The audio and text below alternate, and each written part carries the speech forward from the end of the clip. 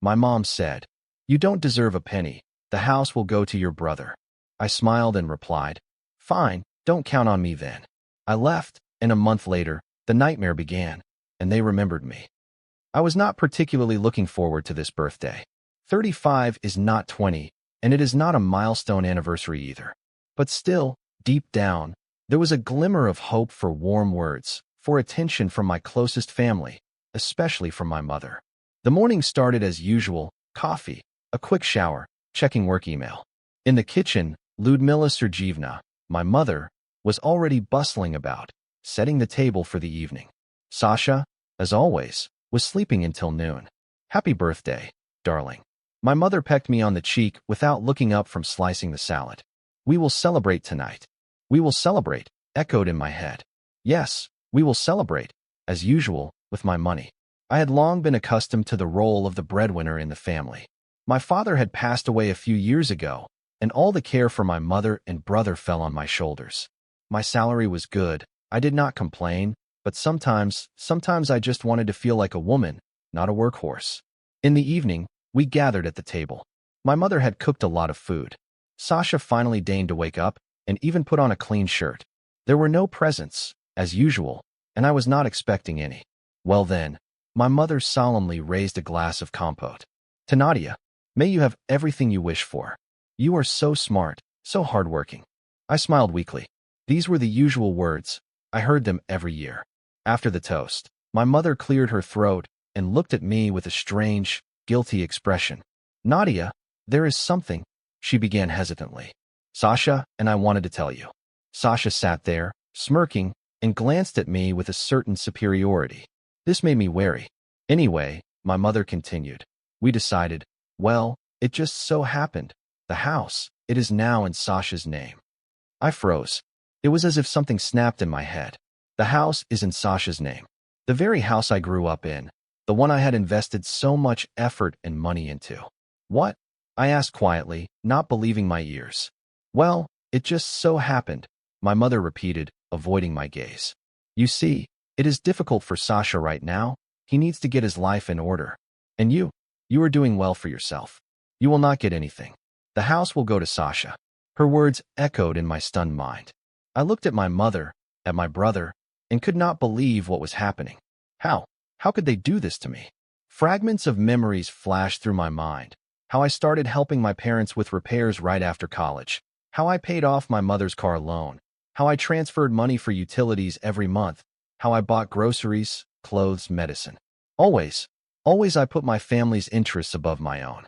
I remembered a few years ago when a pipe burst and flooded the entire house. I, having not slept for several days, ran around the shops in search of the necessary materials, negotiated with plumbers, controlled the repairs. I had messed up an important project at work then, got a reprimand from my boss, but I did not regret anything. It was my house, my family, and Sasha. Sasha was playing computer games at that time and complaining that he had nothing to wear to the disco. Now he was sitting slouched on a chair, smirking. He knew about the re-registration in advance and had not said a word.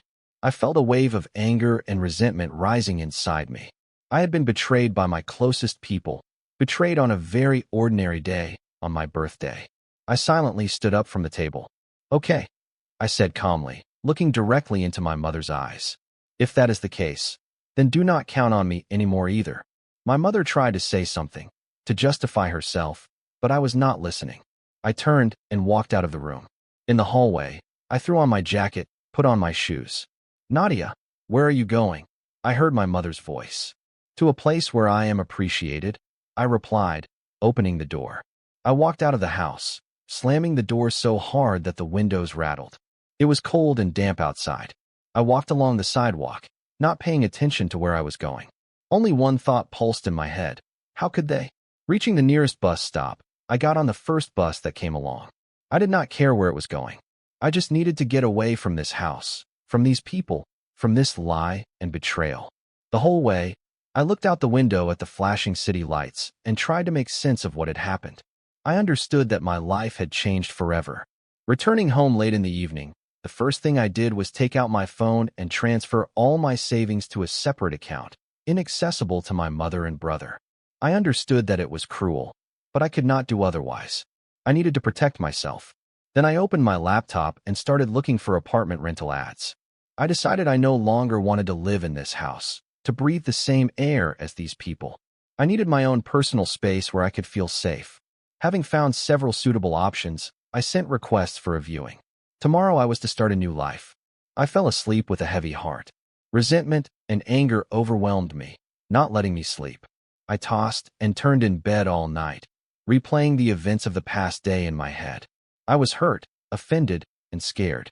Scared that my closest people turned out to be so alien and cruel. Scared that I would have to start everything from scratch. Silence. Silence descended on me after leaving my parents' house. A deafening silence after so many years of the usual noise, arguments, requests, reproaches. The silence of a new rented apartment, smelling of fresh paint and someone else's life. I rented a small one-room apartment on the outskirts of the city. Nothing special, but my own. No pictures on the walls, no reminders of the past, just the minimum necessary furniture and the feeling of a clean slate. I threw myself into my work. Accounting, reports, numbers. In this chaos, I found some semblance of order, some support. I stayed late, trying not to think, not to feel. Every morning, waking up in an empty apartment, I felt a sharp pain of betrayal, but I pushed it away, forcing myself to move on. I no longer transferred money to my mother, did not pay the house bills, did not buy groceries. Complete, absolute silence in financial matters. The first few days, I flinched at every phone call, expecting to hear my mother's voice, full of reproaches or excuses, but the phone was silent. Sasha did not call either. I understood that they probably hoped I would come to my senses, that I would come crawling back myself, begging for forgiveness for my unprecedented audacity. But I was not going to. A month passed. A month of silence, a month of independent life. I began to get used to the new routine, to lonely evenings with a book and a cup of tea, to quiet weekends when I could do whatever I wanted and not report to anyone. I even began to notice that I liked it. For the first time in a long time, I felt that I was living for myself. One evening, when I was finishing dinner, the phone rang. An unfamiliar number. I hesitated before answering. "Hello," I said uncertainly. "Nadinka, it is Mom." My mother's trembling voice came through the receiver. "Darling, help." I turned cold. I had been waiting for this call, but now that it had come, I felt only irritation and fatigue. "What happened?" I asked dryly, trying to keep my composure. Sasha got into trouble." Her mother's voice broke. He took out a loan." I frowned. "Of course, Sasha. What else?" "A loan." "What?" "He said it was for a business, that he was going to start his own business." My mother sobbed into the phone. "But he lost everything." I was silent, waiting for the rest. I already knew what would follow. "He took out a loan against the house, Nadinka," her mother sobbed. "And now the bank is threatening to take the house. We will have nowhere to live." I closed my eyes. There it was, just as I had expected. "And what do you want me to do?" I asked indifferently. "Help us, darling," my mother pleaded. "I beg you, save our house." "Sasha, he is so foolish. He did not understand what he was doing." "No, Mom," I answered firmly. "I am not going to help you." "But Nadinka," my mother's voice became hysterical. "We are your family. You cannot abandon us." "You abandoned me yourselves," I reminded her coldly, "when you transferred the house to Sasha. Did you think about me?" Silence reigned on the phone. I knew that my mother could not answer that question. "I do not want to talk about it," my mother whispered. "Just help us, please. We will fix everything." "No, Mom," I repeated. "I am not going to fix your mistakes anymore. You must be responsible for your own actions." "But where will we go?" her mother sobbed. "To the street." "That is not my problem." I cut her off. "You made your own choice." I hung up without waiting for an answer. My hands were trembling. Anger and resentment were seething in my chest. I knew I had acted cruelly, but I could not do otherwise. I would not let myself be used anymore.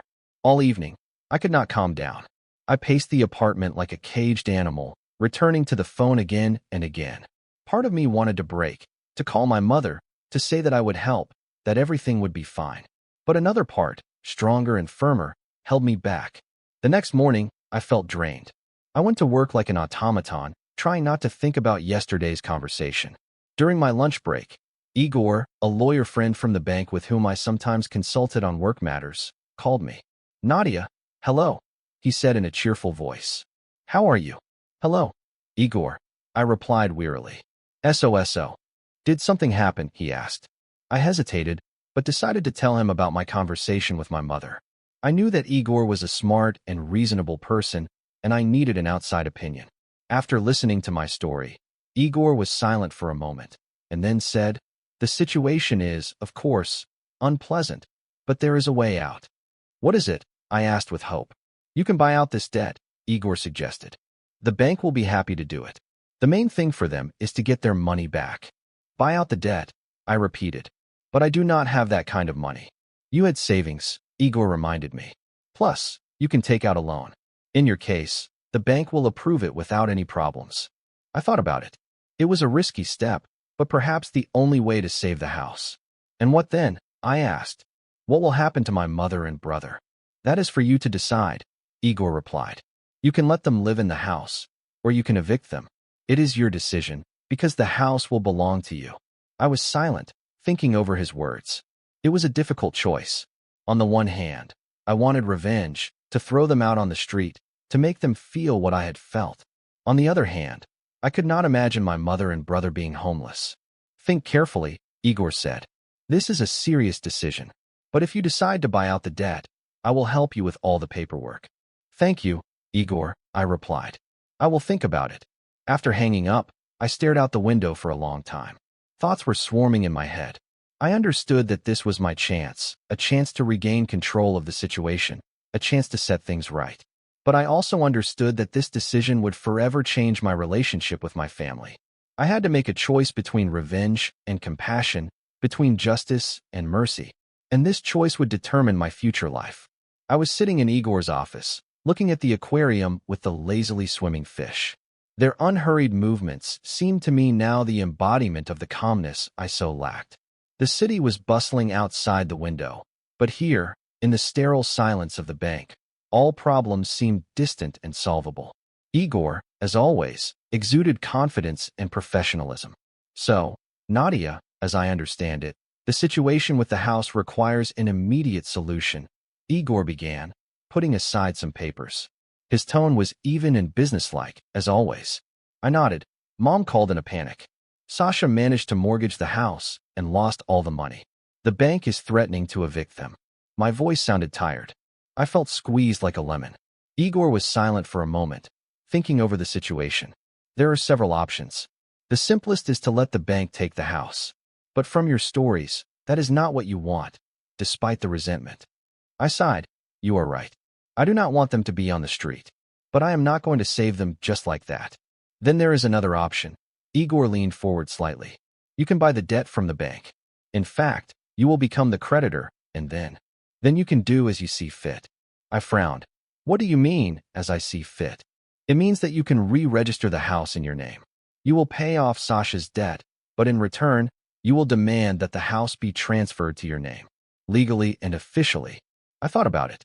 The option was tempting. On the one hand, I was saving my family from an imminent catastrophe. On the other, I was gaining control over the situation, the control I had so lacked all these years. "Igor, this sounds too good to be true," I said, looking at him incredulously. "This is a legal way to solve the problem. The bank is interested in getting its money back, not in litigation. Your family is interested in not being on the street. You are interested in justice prevailing. Everyone wins." "And Sasha?" I asked. "Will he agree to this?" Igor shrugged. "He has no choice.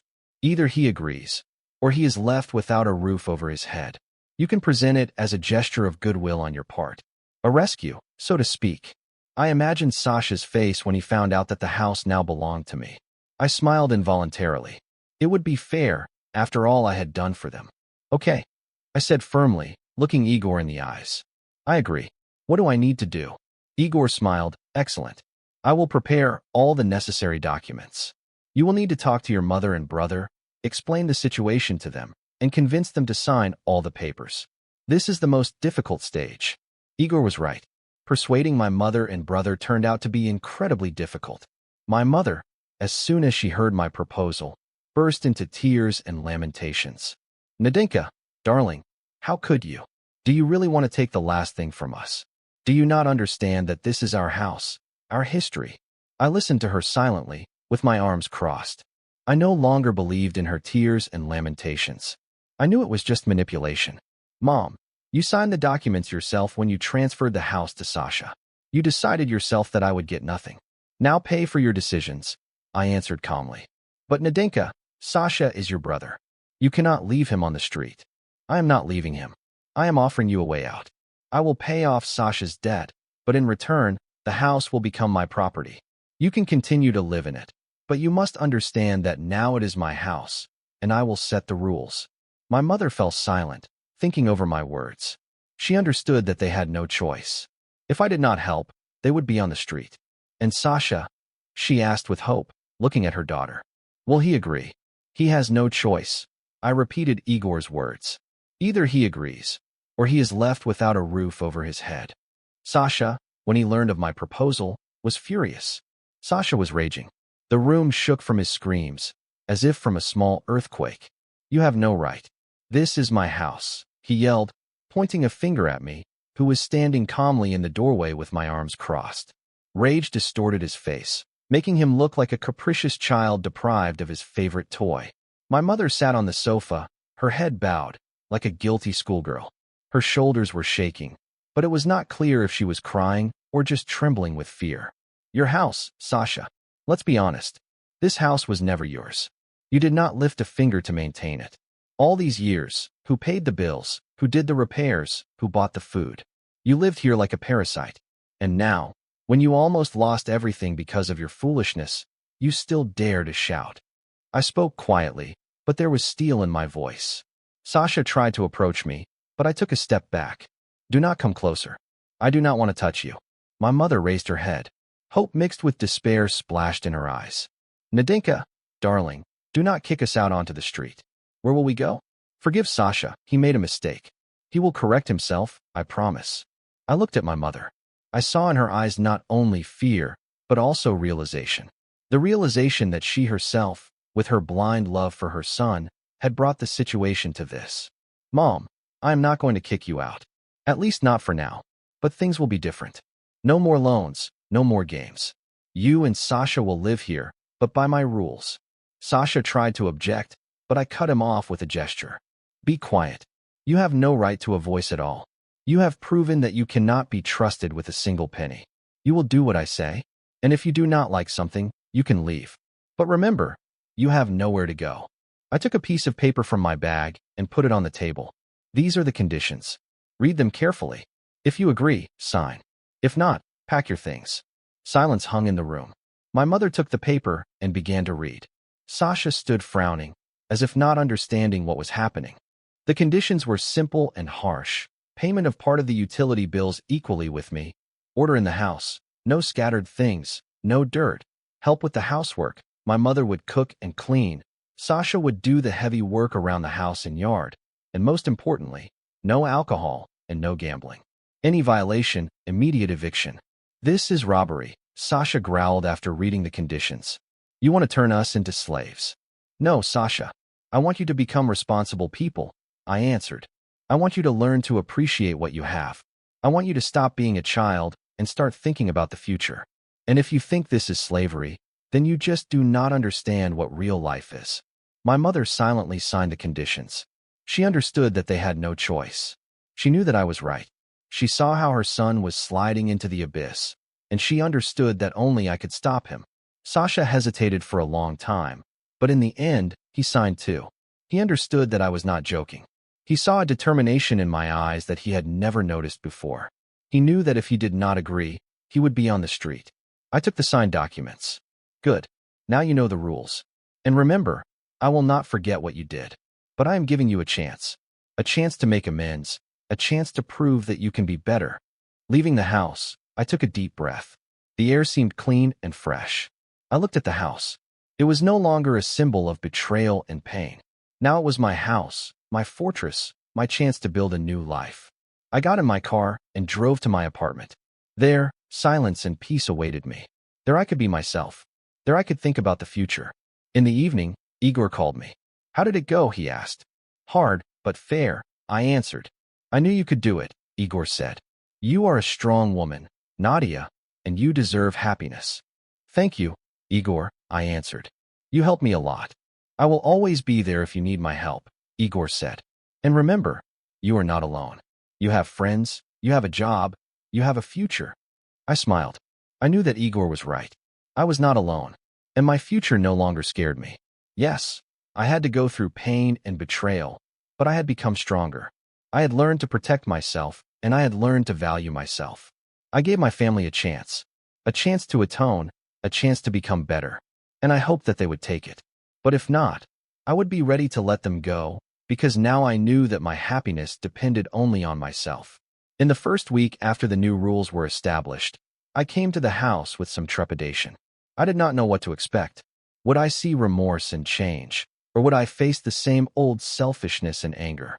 When I entered the house, I was met with an unusual silence. The house was clean and tidy, which could not but surprise me. My mother was bustling in the kitchen, preparing dinner. Sasha was sitting at the table, pretending to read a book. "Hello, Nadia," my mother said, trying to speak in an even voice. "How are you?" "Everything is fine, Mom," I answered. "How are you?" "We are trying," my mother answered. "Sasha is helping around the house." I looked at Sasha. He avoided my gaze. "Is that true, Sasha?" I asked. Sasha mumbled something unintelligible in response. "Show me what you have done," I said. Sasha reluctantly got up and led me to the yard. There he showed me the firewood he had chopped and the beds he had weeded. I was pleasantly surprised. I saw that Sasha was really trying, but I also understood that this was only the beginning. "Okay, Sasha," I said. "Keep it up. And remember, this is not just for me. This is for you." I returned to the house and sat down at the table with my mother. "Mom, I want you to know that I am not doing this out of anger," I said. "I am doing this because I love you and I want you to be happy." My mother started to cry. "I know, darling," she said. "I know that we did the wrong thing, and I am very sorry about it." I hugged my mother. "Everything will be fine, Mom," I said. "We will get through this together." At that moment, I felt that the ice between us began to melt. I understood that my family deserved a second chance, and I was ready to give it to them. But I also understood that it would be a long and difficult road. But I was ready for it, because now I knew that I had the strength, I had the will, and I had hope. And that was all I needed.